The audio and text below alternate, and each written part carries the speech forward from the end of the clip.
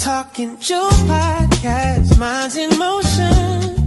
Talk about relationships, help your emotions. Behavior management when your kids start to losing it. Talk about life and all the confusion. Minds in motion. Minds in motion. Talk about relationships. I'm talking Joe podcast, minds in motion. Talk about relationships, help your emotions. Behavior management when your kids start to losing it. Talk about life and all the confusion. Minds in motion. Minds in motion. Talk about relationships. Emotion. Minds in motion. Talk about relationships.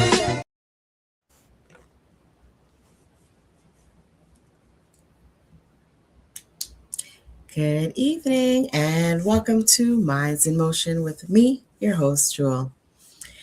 I want to, as I always do, say thank you so much from the top of the show for tuning in tonight and joining me on this journey that I'm going through, where it is me just bringing awareness to my community, which is the African and Caribbean diasporic communities, just sharing information, bringing awareness and knowledge for free to you, and also bringing you some resources. Tonight, we are live on Facebook, TDN TV. We're on YouTube, we're on Twitch, we're on Instagram as well. So, oh yes, and we are also on radio. The radio stations that we are live on tonight are GPM Radio, SBE Radio, and also TDN Radio Caribbean. So, the guest tonight I have is here to talk to you all about the job that she does, and also to tell you about how it may relate to depression. And that person is Sam Foreman. She is, let's bring Sam to the stage. Sam Foreman, she's a professional organizer, and she is going to tell you all about how to organize your home and to be aware of the signs of possibly depression. Sam, let's bring Sam to the stage. There we go. Hi. Welcome to Minds in Motion, Sam. Thank you so much for having me. I'm so happy to be here. You're welcome. Thank you for accepting the invite. And I am excited to learn more about this topic personally, as well as professionally.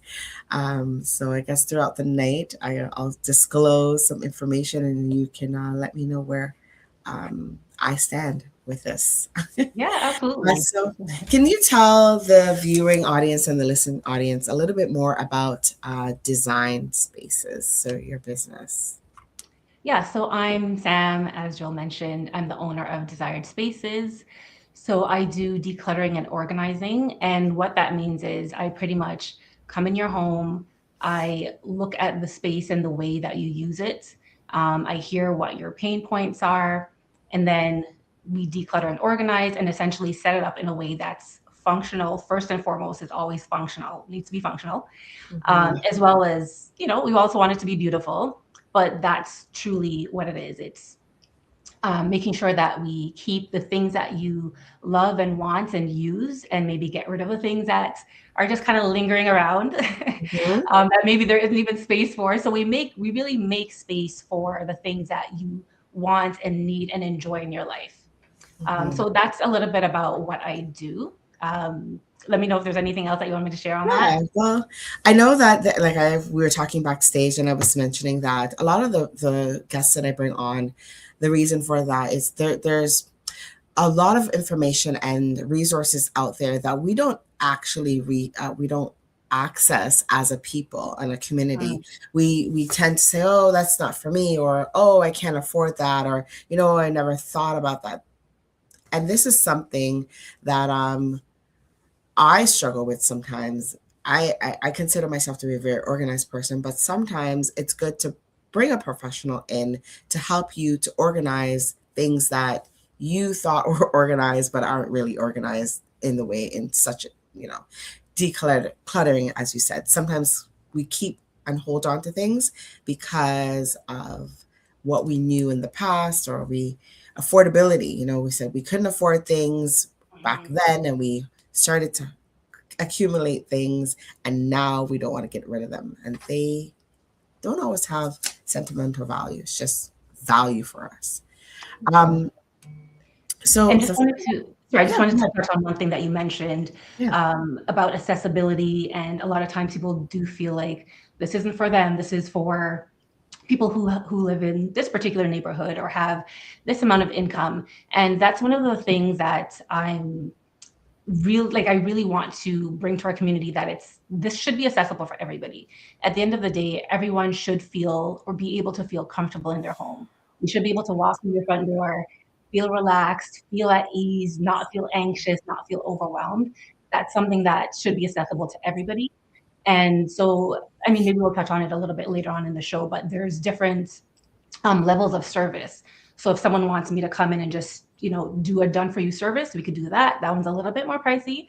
Or if we want to work together, something that's a little bit more affordable, we can do a done with you service where I'm working with the person. And so there's a little bit of that cost that's taken off, but it really should be something that's accessible to everybody. Yeah, for sure. Like, I was ironically in the process of looking for a cleaner, just to do some professional cleaning. And, sometimes you have to really disclose information, like, is this within my budget? It's like, this is the budget that I'm working with, or just be upfront and say, asking like, what is your budget? Or are there different packages that, we can explore? Right. But I think everyone should be able to access these services, right? Absolutely. Yeah. So tonight, I wanted to take a twist, or I don't know if you've ever really done this or if you've experienced this, and I'm sure you have, but just for the listening audience and the viewers to also hear about how mental health plays a factor, or is a factor in how we organize and or not organize, or our lack of organization is apparent when we have mental health issues or depression. I'm not sure if that's something that you have experienced in your line of work, where depression or mental health has played a factor. I do want to preface with the fact that I'm obviously I'm not a doctor, I'm not a therapist. So anything that I do mention or say, this is coming from experience with my clients, things that I see, things that I've, experienced with them. So it's not ever something that's like across the board, or this is a particular diagnosis or specific solution that's going to always work. But yeah, I've definitely seen situations where clients seem to be in a little bit of a loop. We'll get certain areas done, but there are certain habits or certain things that they do that it's a continual thing. And a lot of times there are certain services, for example, with mine, depending on where you are in your home in terms of the volume of clutter, sometimes you might need additional resources, additional help. So I'm one piece of the equation, but sometimes there might need to be a therapist, or there might need to be some other resource that can tackle habits on spending, or the emotional impact of letting go, or why we're holding on to specific items. So sometimes it's a multi-layered experience or situation. Okay. Thank you for that. And thank you for clarifying that you are based, the answers that you're going to give are based on your opinion and your own experience. You're not a professional in this, nor am I. I'm a professional in the sense that I'm working with clients that are diagnosed with depression or anxiety or these things, but I am not the one who diagnosed them with these disorders or conditions. So, I'm just going to get right into some questions. And for the viewing audience, if you'd like to participate and if you'd like to engage in the questioning tonight and answering part, you can send a question through Facebook. Instagram, and also you can send on YouTube. There is also a number that you can use. It's a 1-647-495-3224. That is a text number that you can send a text question to as well. Okay? Or you could call if you want, if you don't want to text. So the first question is, why do we feel like a bad person when the dishes pile up? And how can we decouple our moral worth from our domestic labor? That's a really, really good question. And I think that's something that a lot of people struggle with, whether it's the dishes piling up, whether it's the laundry, whatever pile up happens, people tend to feel that they failed in some way. I think that's what happens. They start to feel like it's a personal, it's like an attack, it's a personal attack. They failed in some way at something that they were responsible for, something that was their duty. And I think sometimes we internalize this, and it can kind of snowball. And I think also a lot of times what happens in one area of our life can tend to happen in other areas as well. So maybe the dishes are piling up, maybe there's things happening at work, whether it's missed deadlines or just starting to feel overwhelmed with different things that are happening in your life. Yeah. So that can also add to the overwhelm and make us feel inadequate at times. And I think the best way to decouple that from how you feel about yourself is to understand that no one is good at everything all the time. In today's day and age, we wear so many hats, we juggle so many different responsibilities, Yeah. whether it's work, family, social events, all these different things. And Mhm. I think it's nearly impossible to manage all of it well all the time, without either burning yourself out or without getting support. I think Right. if someone's managing it really well and just on top of everything, they likely have support. So whether that's outsourcing to get help, or whether that's family and friends stepping in certain areas. But yeah, I think it's just really remembering that you can't always be good at everything all the time. And so give yourself a little bit of grace, allow yourself to sometimes little things are going to fall in the cracks, and that's okay. Mhm. To kind of be okay with that happening sometimes, as long as it doesn't continually happen on too much of a regular basis, I guess you can say. Yeah. Wow. I like that. Giving yourself some grace, Yeah. not trying to do it all, and Life is not. rough. Yeah, life is rough. Life Life is is rough. lifing for a lot of people. Oh my. I'm just looking at someone's messaging me about they want to participate in the conversation, but they're listening. They're having difficulty, but she said she gives herself some grace. Nice. Yes, and that is a viewer that she's an avid viewer that she watches every week. Thank you so much, Sophia. For those of you who've watched every week as well, and know Sophia. Thank you, Sophia. Um, yeah, we need to give ourselves that grace. So how do we? How can you help clients feel more who feel physically stuck? How can you help them decide where one piece of mail should go?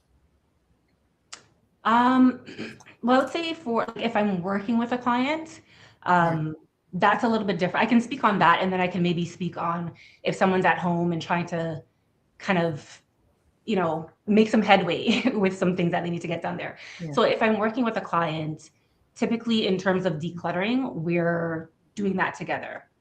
Usually I'll take everything out of a particular space, I'll sort them, and then the clients can either do on their own, they can go through and decide what they want to keep, what they want to donate, or what they want to discard. If and I'll also offer guidance in terms of how to go about making those decisions, Mhm. um, what kind of questions to ask yourself. And then if we need a little bit more hands-on, where I'll go through it with them, then I'm pretty much there guiding all of the decisions. So that's what happens in terms of me working with a client. Okay. If I'm, speaking to someone at home who's trying to declutter a little bit on their own and they feel stuck and not know where to begin, I would say start small. with the example of mail, even as a professional organizer, mail and paper that will forever be my downfall. But but I also haven't actually implemented a proper system, so that's on me. I'm organizing other people's space, and sometimes, when you're doing for others, little things fall through the cracks at home. But so for example, let's say there's a little bit of a pile up on the counter or the table. That can seem overwhelming because you feel like there's so many things that you need to go through. There might be things that need your attention that you need to actually address. Yeah. There might also be some trash that you just need to get rid of, some flyers and things like that. So break it down. Instead of thinking, oh my gosh, this is going to take me an hour to go through everything, open everything up. Let's start with just sorting. Sort all the paperwork, anything that needs to be thrown out, like flyers, anything that you might need to action, whether that's paying bills or following up in some way. And then also anything that you might need to file and just put away for future reference, maybe taxes, things like that. So maybe start there, just start small. And then the next day, let's actually set up a filing system. So the things that I need to file, they have a specific slot. So I think it's really just breaking it down so it doesn't feel so overwhelming and you don't feel like you have to do everything at once, because that's where the more barriers there are to organizing or maintenance, the less likely we are to do it. So if we break it down and give ourselves little bits to do, it feels more feels like we can accomplish it a little bit easier. So I have a follow-up. Thank you for that. That's great. I'm thinking of myself through this whole interview. I swear. I'm giving myself some grace as well, like Sophia. I work 7 days, 6 days a week. I can say 7 days, but 6 days a week. And I have a lot to do. Like I work full-time and part-time. So how often would you say that someone should declutter or sort through these papers? Because then it piles up, right?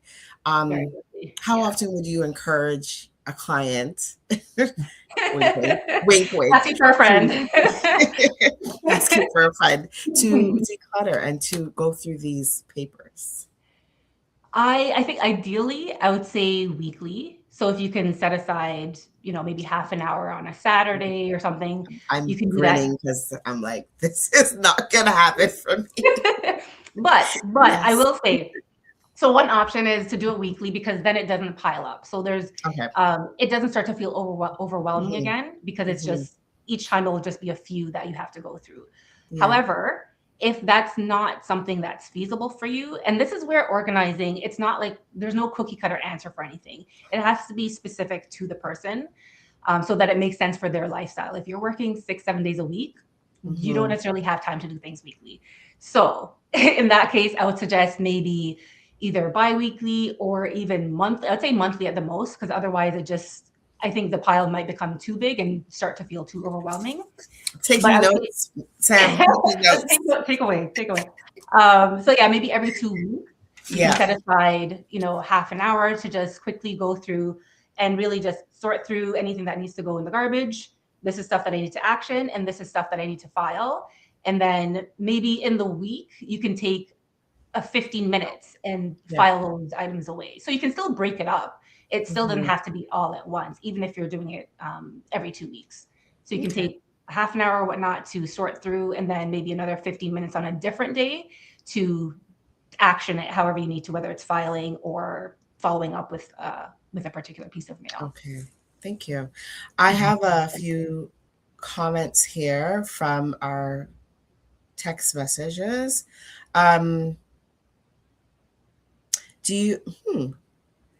you familiar with Kristen Neff's work? Kristen Neff, I don't know who that is. Do you know Kristen Neff? No, not. We don't know, Sophia. So if you can clarify a little bit about that. Also, she's saying, oh my gosh, I have over 200 mails unopened. How do I start? Well, again, I would say start small, because I think maybe part of the reason why that's accumulated is because it keeps getting bigger and bigger, and you start feeling more and more overwhelmed. And again, like I said, the more barriers there are in the way of actually decluttering, the less like, or even maintenance, the less likely we are to do it. Yeah. So maybe you take 5 pieces of mail every couple days or once a week, whatever it, again, is feasible for you. And it might seem small and really silly to say take, go through 5 pieces of mail a day Yeah. or a week. But if that's what you can manage, that's still making a dent and that's still moving you along, as opposed to never never trying to accomplish it at all. And it's just sitting Right. there and continuing to go. Right. So even though it might seem small, every Mhm. little bit counts and it adds up. And over time, you'll see the difference. And sometimes what happens too, it's really a big barrier is actually getting started. So sometimes once you start something, you might have intention to just do it for 15 minutes or half an hour. But once you Yeah. actually start getting going and you get into a rhythm, you get a little bit of momentum going, you're like, okay, I can continue. I can, I Yeah. can keep going. Yeah. So sometimes that happens as well. So you might do more than 5. But I would say just start small, start with an amount that feels manageable and do it whether daily or weekly. That makes sense. Yeah. Awesome. Thank you for that. Um, so I got some clarification from our viewer, our listener. That person, Kristen Neff, she is a TED Talk podcast person who always talks about giving grace. Okay. So that's what that's about. And So necessary. there's just, yes, and a comment here. So I have years to declutter, years to declutter. Um, and as Sam just said, so it's just about starting. I'm going to use a quote from church. The pastor said, "It's not where you started, it's where you finish." So Amen. it's not where you started, it's where you finish, Amen. right? So And there's let's, also, sorry, there's yeah, also some situations where, yet, like there's one, there's a certain type of situation where you might be able to start small and that's fine. You'll eventually see a dent. But then there's other situations where you might need to get professional help, get a declutter, an organizer to come in and actually help you with that so you can really see a bigger impact more quickly. Um, and really just give yourself that peace of mind and be able to enjoy your home and your space, right? Sometimes you don't necessarily want to take a month, 3 months, 6 months, a year to see a difference. Sometimes you need that immediately so that you can personally feel good about your space and, walk into your home and enjoy it. yeah. So, okay. So you explained a little bit about how I wrote it down. You said there's 3 piles. You said things to keep, donate, and discard, right? Mhm. So when you're with a client, with the client at their home, do you run into difficulties where the person is saying, "I really need this. I need to hang on All to the it"? time. Do you find yourself? All the So time. how do you talk them through it? How do you talk your client through that? It depends on what the item is. If it's a random mug that they just feel like they need to hold on to, but we've got 10 other ones and there's only one person living in the house, there's only so many mugs that you can use at a time. So Yeah. that's a little bit of an easier conversation, because then you're just looking at practical things. How Right. frequently are you going to be using it? How do you have other similar items? You've got 10 other mugs. Um, so yeah, looking at that. And then with more sentimental items, that's where it can get a little bit tricky because you have to be sensitive to the client. I can't just say, Right. well, we need to get rid of it and that's just it. At the end of the Yeah. day, the client is the one that makes the last decision.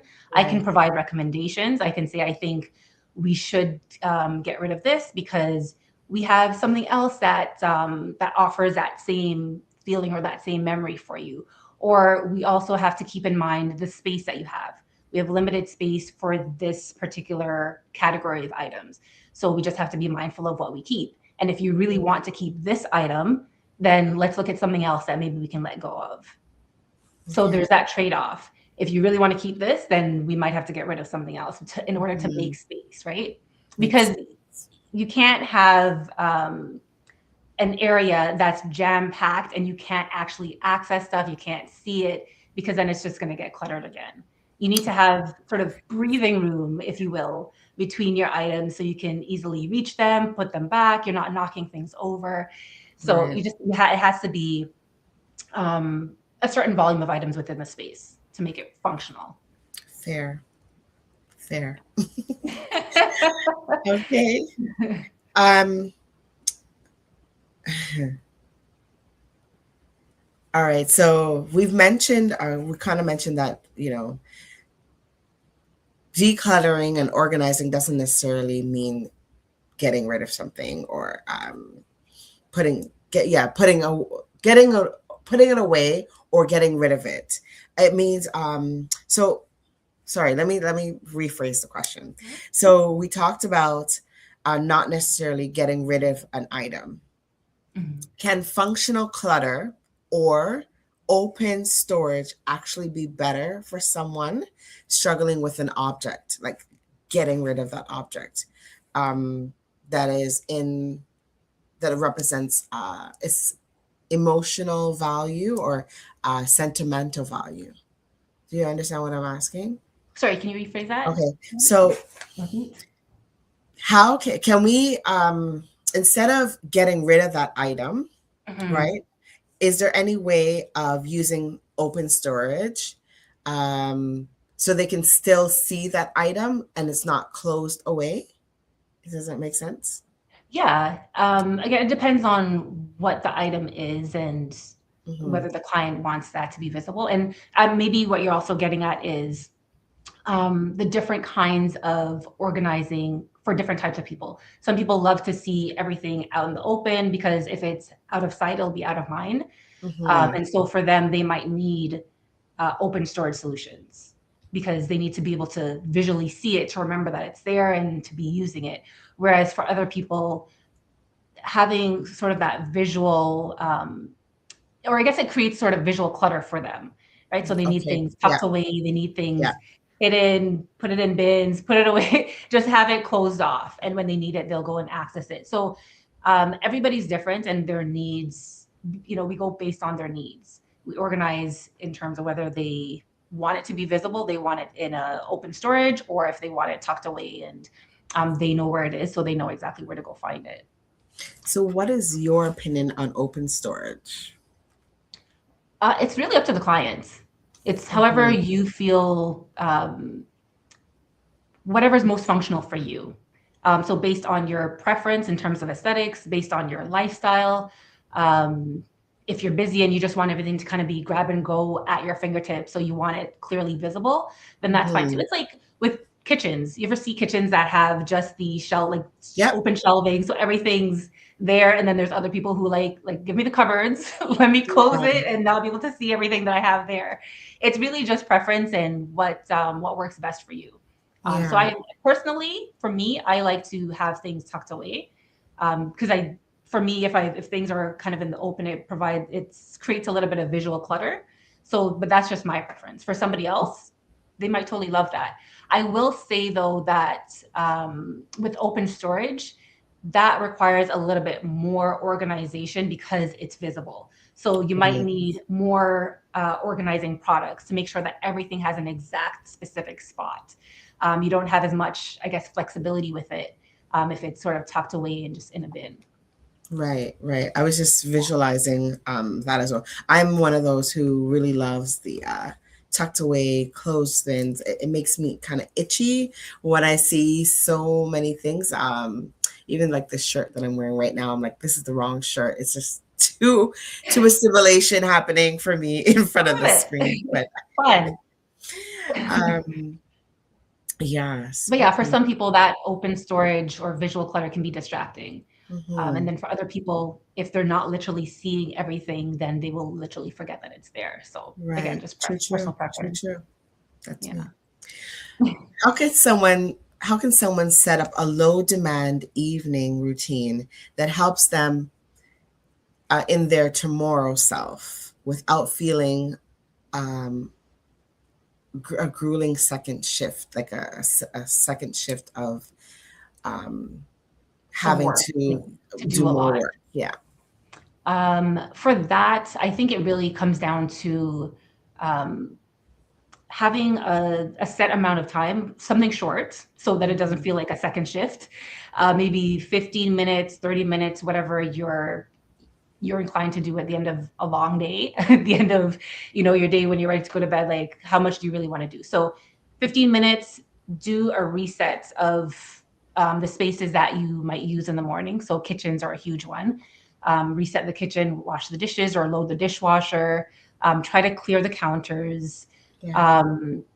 Yeah, I think that's one. It's really, I've set timers for myself before where I'm like, okay, 15 minutes, I'm gonna get as much done as possible. I'll do some dishes. I'll, fluff the cushions, put the throw blanket back on the couch properly, things like that. That just visually gives you that boost that you need. And then when you wake up in the morning, you don't feel like, oh my gosh, the place is a hot mess. You Mhm. feel calm. You feel like you're ready to start your day. So I would suggest, yeah, just giving yourself a small, like 15 minutes, 30 minutes of reset each night. That way Mhm. it's not feeling too overwhelming and it's something that's feasible. I like that. Now, when you go into a client's home, this is like not even one of the questions here. I'm asking you like random. When you go into a client's home and you see what's happening, you're like, oh my goodness, where do I start? Do they tell you what they want, or do you assess where you think they may need some support? How does it work? So before I go into a client's home, we'll have a consult.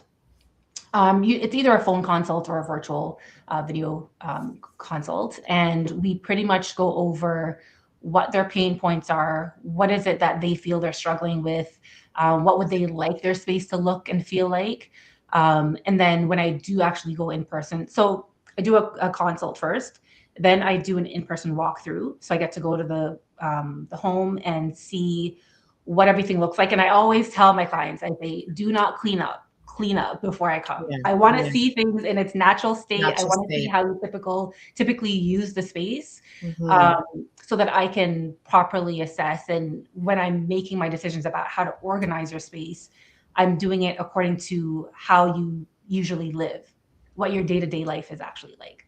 Um, so yeah, and also when I go into clients' homes, maybe it's because I've seen so many different homes and this is just what I do. It doesn't faze me. It's like, Okay. okay, cool. All right, yeah, we've got some clutter. Let's handle it. So that's Sounds kind of how I good.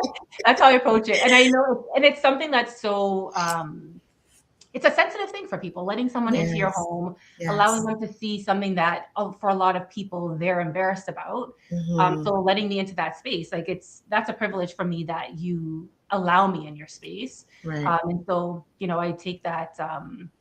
I'm really grateful for that.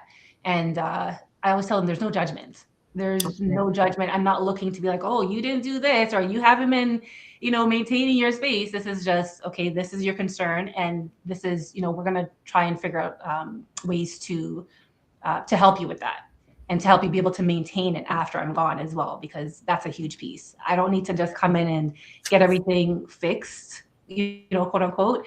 You need to be able to maintain the space after the Right. fact.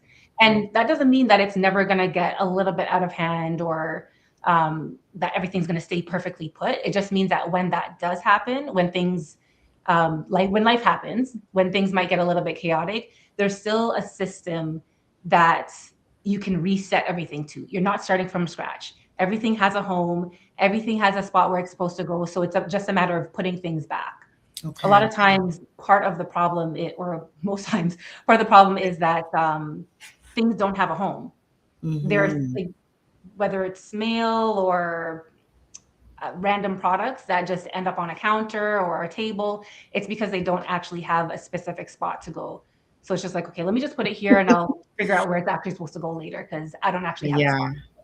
So it's creating homes for those things.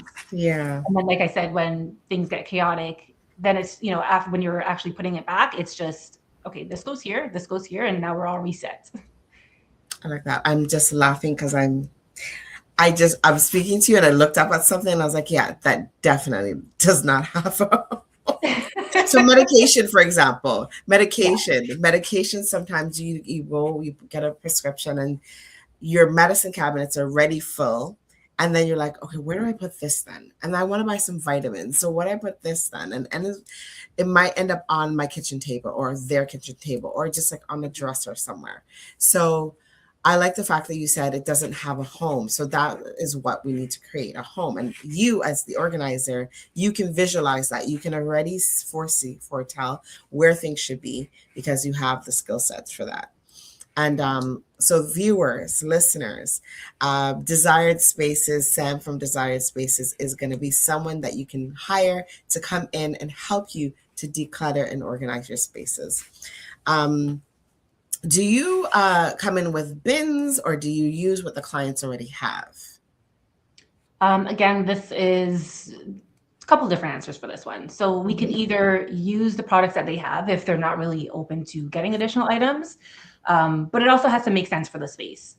Right. So even if they say, I'd love to use what I already have, but then once I start decluttering and I'm getting everything organized, if that product doesn't make sense, then I'll make that suggestion. We might need something else that's better suited for this space.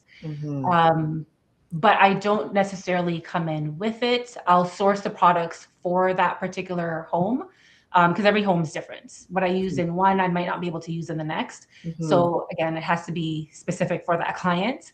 But once I go through the project, we declutter. And only after I declutter, everyone does it differently. There are organizers who will come in with bins and baskets and things like that. For me, I like to declutter first so that I know exactly what we're keeping.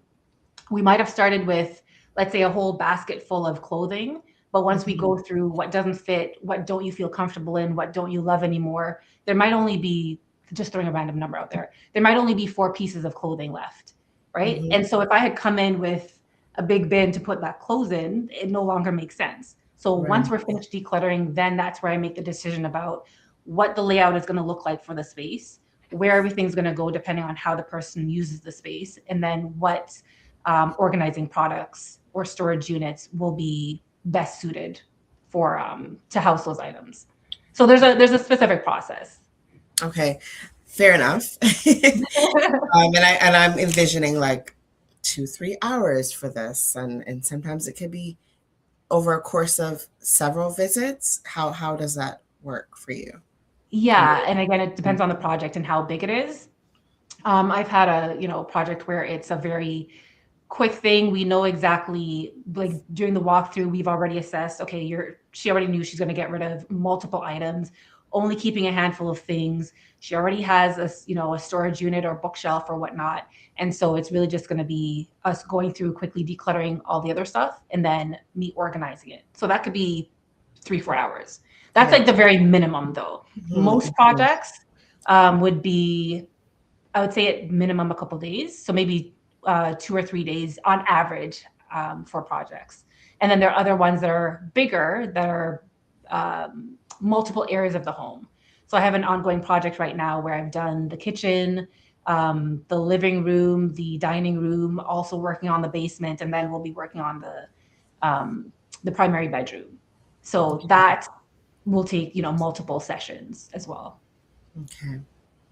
And as the more you talk, the more I think of questions. So would your typical or average client, what would be like the age range for your clientele?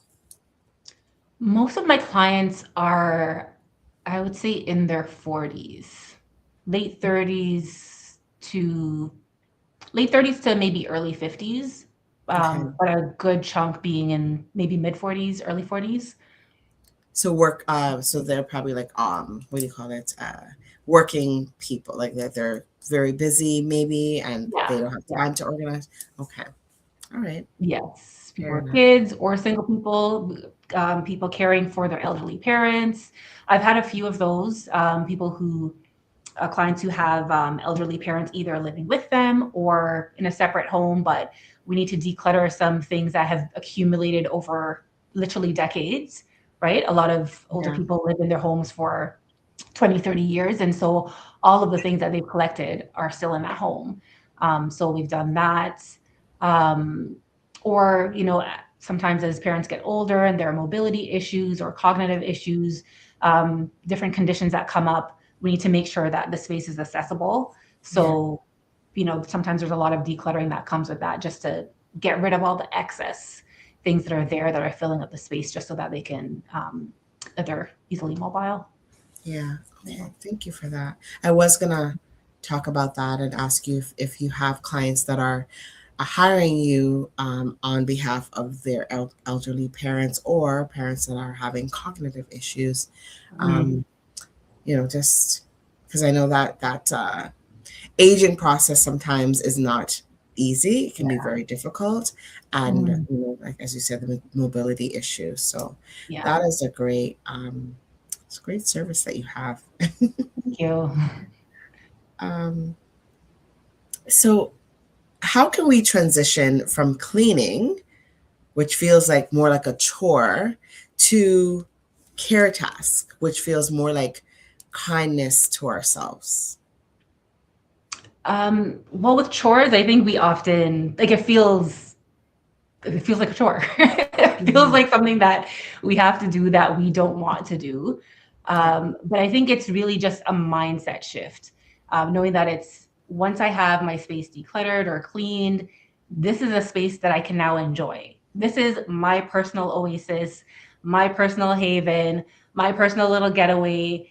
And I think when you look at it like that, it Hmm. kind of shifts the mindset of, oh my gosh, I have to go do this. Whereas it's now moving into, I get to enjoy my space. When I'm done, I can put my feet up. I can feel relaxed. I feel calm.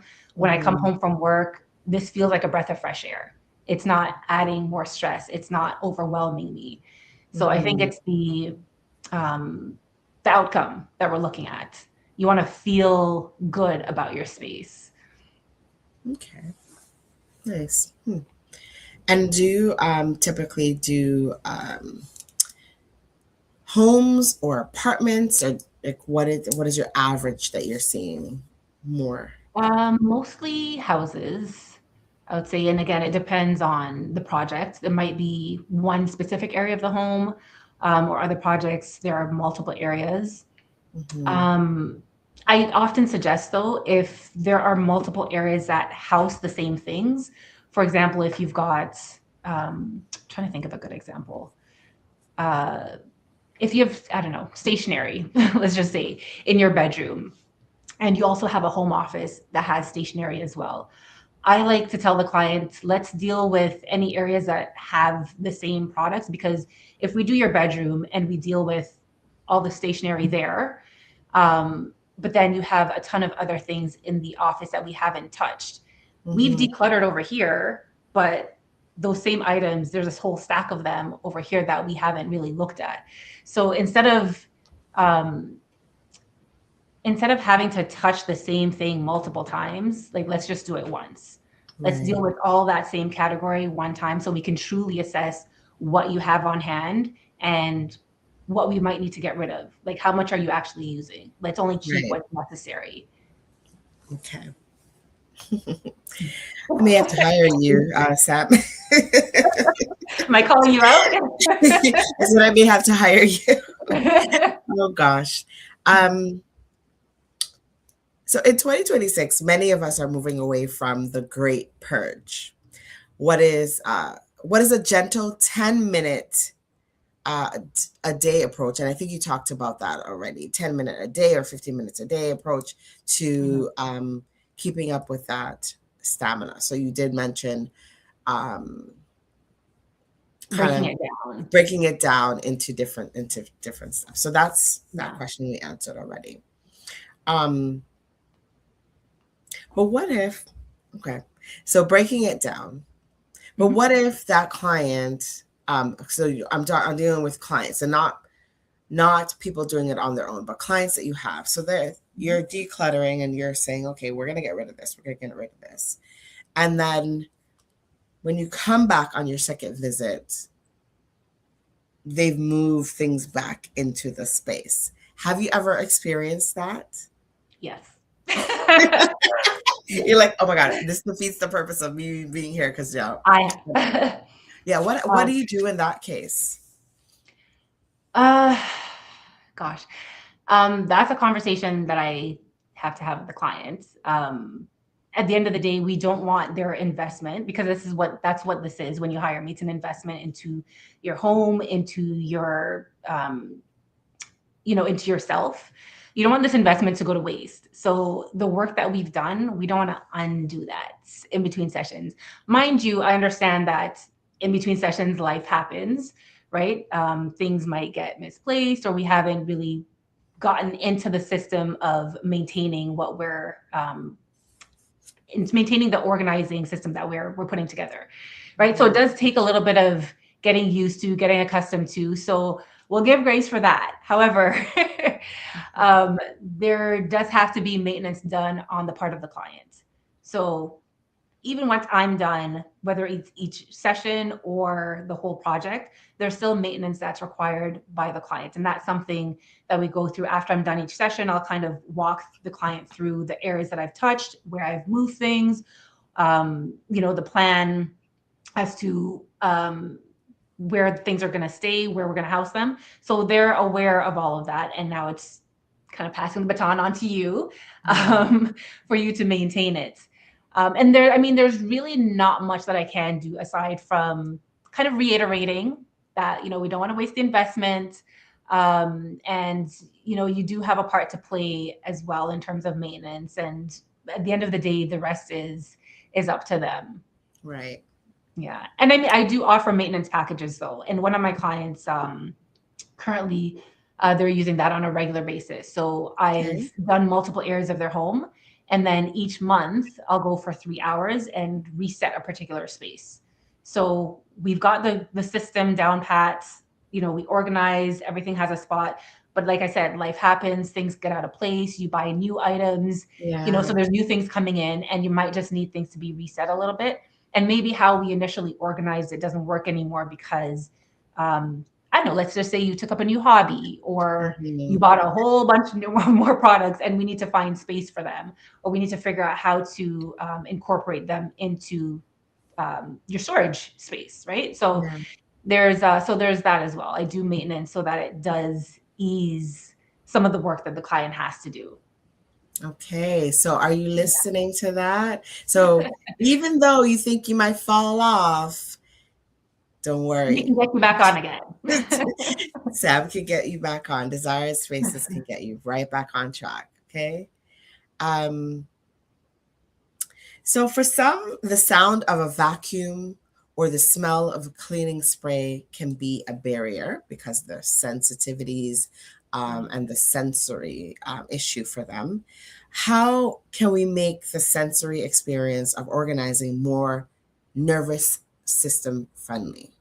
Do you use cleaning products at all, like when you're doing your organizing? No. So typically, I don't clean. I'm organizing. Organizing. I will do light cleaning because I have to take everything, let's say, for example, with a kitchen, the cupboards, we're taking everything out, and there's going to be a little bit of dirt, a little bit of food, whatever the case is. So I'll wipe those down, but I don't go in and do any sort of heavy cleaning or vacuuming or things like that. If I'm in a space and there's, we shifted something, I might do a little quick sweep, but no heavy cleaning. But still, to answer your question, I think for people when they're at home, and again, trying to limit the barriers to, staying organized, keeping the home clean, all of that, I think it's using what makes sense for you. So if the vacuum is something that bothers you, then maybe use a broom or a Swiffer, depending on what kind of flooring you have, or with scents. There are a lot of natural products now that don't have that heavy chemical scent.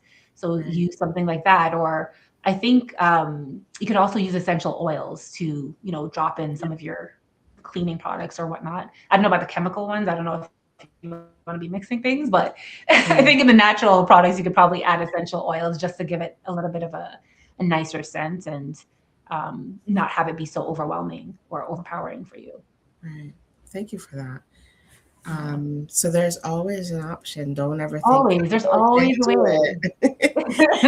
I hate dusting, and you're an organizer, not a cleaner. So, and that's something I wanted you to also stipulate. And you just did that. You're not a cleaner. So when people when they hire you, is there a small line or a blurry line of them misunderstanding what you do? Or are you very clear from the beginning, this is what you do? I'm an organizer, I don't clean. Do you have to do that in some cases?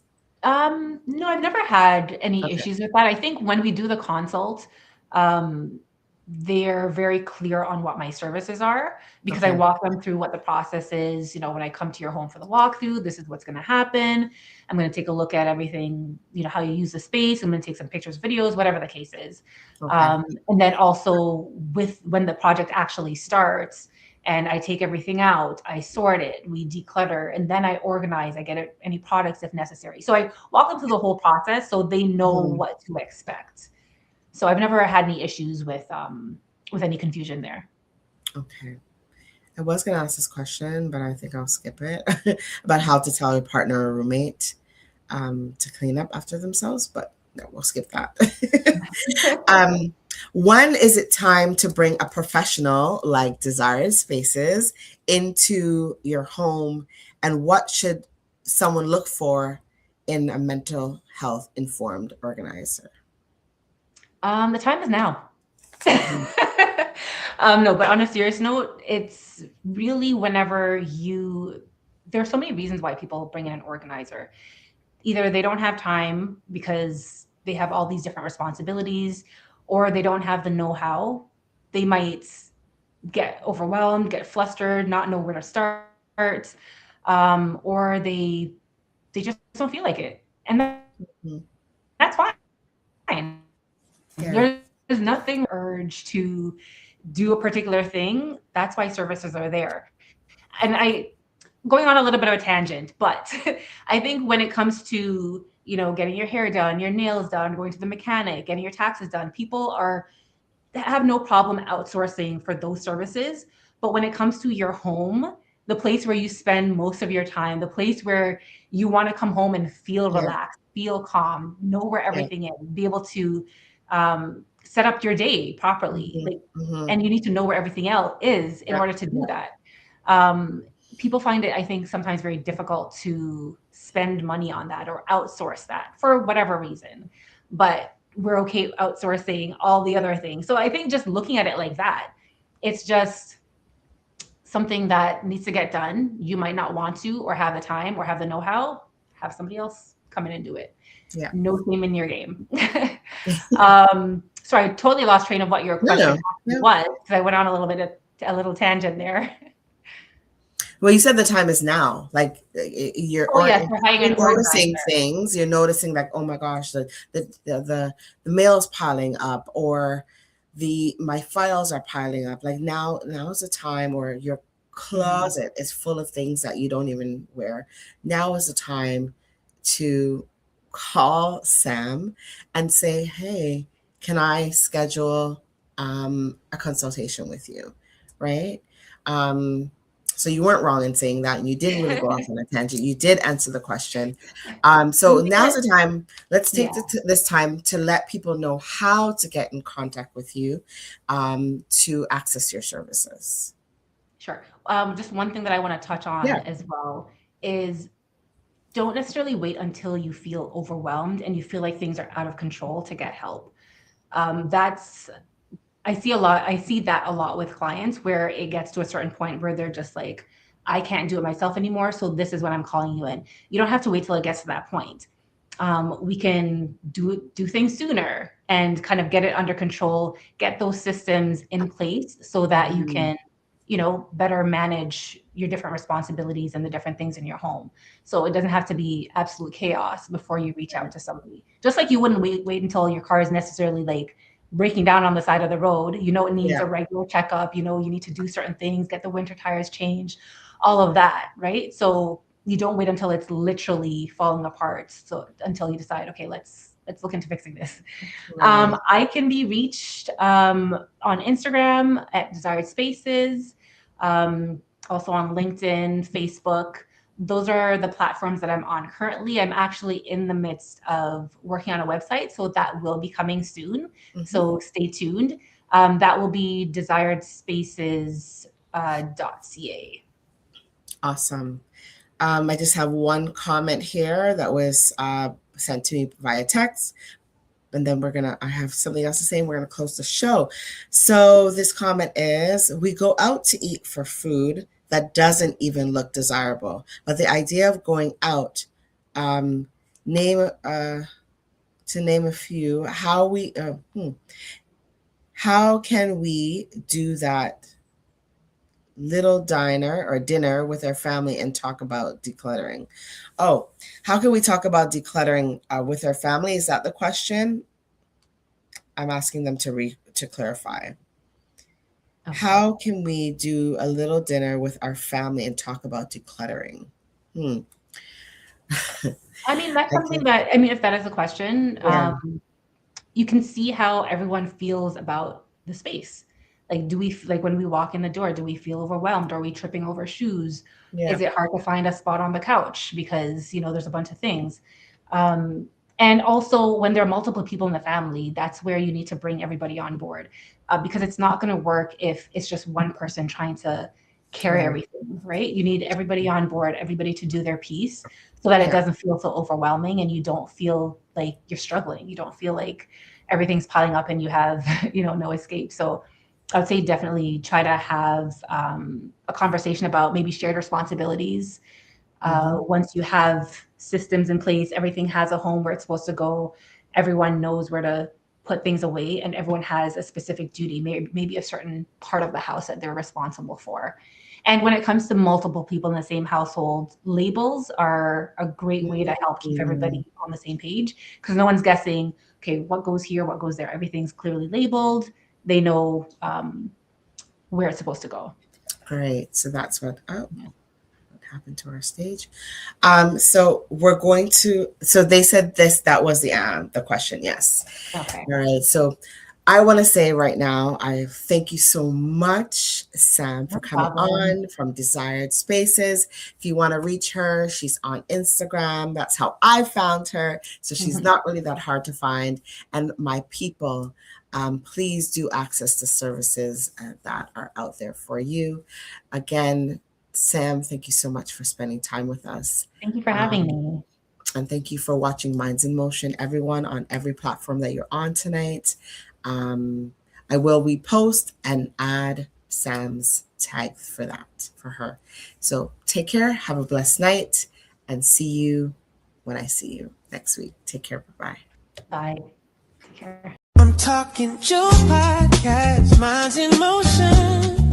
Talk about relationships, help your emotions, behavior management when your kids start to losing it. Talk about life and all the confusion. Minds in motion, minds in motion. Talk about relationships. I'm talking Joe podcast, minds in motion. Talk about relationships, help your emotions, behavior management when your kids start to losing it. Talk about life and all the confusion. Minds in motion, minds in motion. Talk about relationships, emotion, minds in motion. Talk about relationships.